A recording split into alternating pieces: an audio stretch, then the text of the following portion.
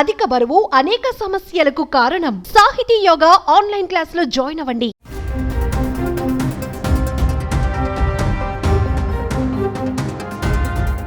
హైడ్రా అక్రమార్కుల గుండెలలో గుబులు పుట్టిస్తోంది. చెరువులు, నాలాలు, పార్కులు ప్రభుత్వ స్థలాలలో పరిరక్షిస్తూ దూసుకుపోతుంది.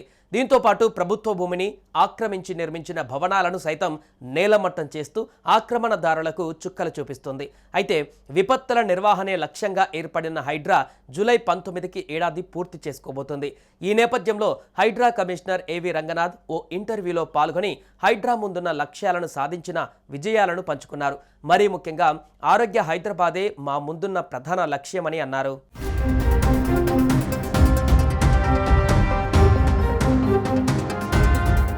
హైదరాబాద్ మహానగరంలో ప్రభుత్వ ఆస్తుల రక్షణ కోసం 2024 జూలై 19న ఒక స్వతంత్ర సంస్థగా ఏర్పాటైందే హైడ్రా. దీనికి కమిషనర్గా సీనియర్ ఐపీఎస్ అధికారి ఏవి రంగనాథ్ నియామకమయ్యారు. అప్పటి నుంచి నేటి వరకు హైడ్రా ఎన్నో విజయాలను సాధించినట్లు కమిషనర్ రంగనాథ్ చాలా సందర్భాలలో తెలిపారు. నిజానికి హైదరాబాదులోని చెరువులు, పార్కులు, లేఅవుట్లోని ఖాళీ స్థలాలు, ఆట స్థలాలు, నాలాలు, రహదారులు, ఫుట్పాతుల పరిరక్షణ, వాటిలోని ఆక్రమణల తొలగింపు చర్యలు చేపడుతూ ముందుకు వెళ్తుంది. హైడ్రా ఏర్పాటై ఏడాది పూర్తయిన సందర్భంగా ఓ మీడియా ఇంటర్వ్యూలో పాల్గొన్న రంగనాథ్ చాలా విషయాలు పంచుకున్నారు. ప్రధానంగా మా ముందున్న లక్ష్యం ఆరోగ్య హైదరాబాదేనని అన్నారు. చెరువులు, పార్కులతో భవిష్యత్తు తరాలకు ఆరోగ్యకరమైన హైదరాబాద్ను అందించడమే మా ధ్యేయమని అన్నారు. ఇక నుంచి నిర్మాణాత్మకంగా ముందుకు వెళతామని అన్నారు. హైడ్రా అంటే కేవలం కూల్చడం వరకే కాదని చెరువుల నిర్మాణాలపైన ప్రత్యేక దృష్టి పెట్టామని అన్నారు.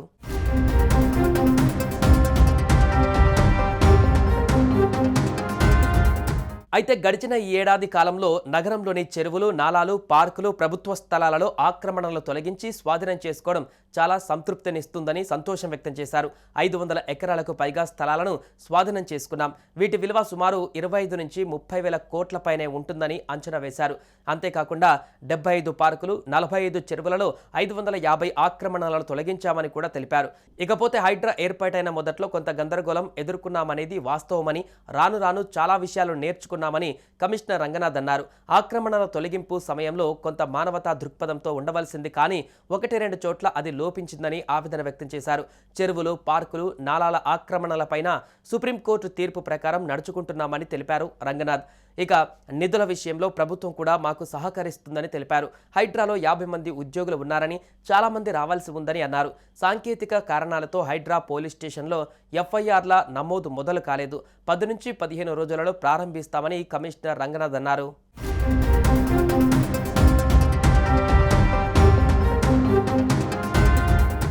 సుమన్ టీవీలో మీ పర్సనల్ అండ్ బిజినెస్ ప్రమోషన్స్ కోసం కింది నెంబర్కి కాంటాక్ట్ చేయండి.